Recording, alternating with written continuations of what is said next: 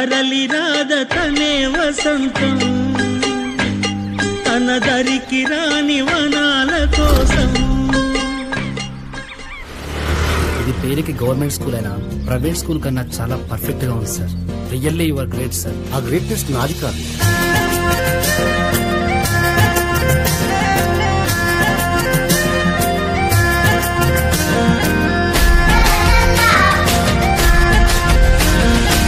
అంతే గారెల గంపల పడ్డట్టు అయింది మన ఊరు పరిస్థితి. మనందరి బతుకులు బాగుపడే రోజులు వచ్చినాయి. అడివి అగ్గిపోయిందయ్యా.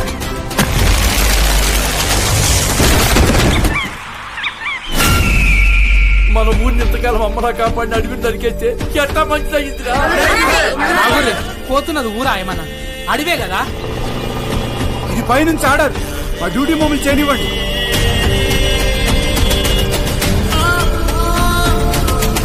మొక్కలని మనం ఇలాగే నెగ్లెక్ట్ చేసుకుంటూ పోతే రేపటి తరాల్లో పిల్లలు మాస్కులు పెట్టుకొని ఆక్సిజన్ సిలిండర్లు పట్టుకొని బతకాల్సి వస్తుంది సార్. కన్న తల్లి మనకు జన్మనే ఇస్తుందమ్మా.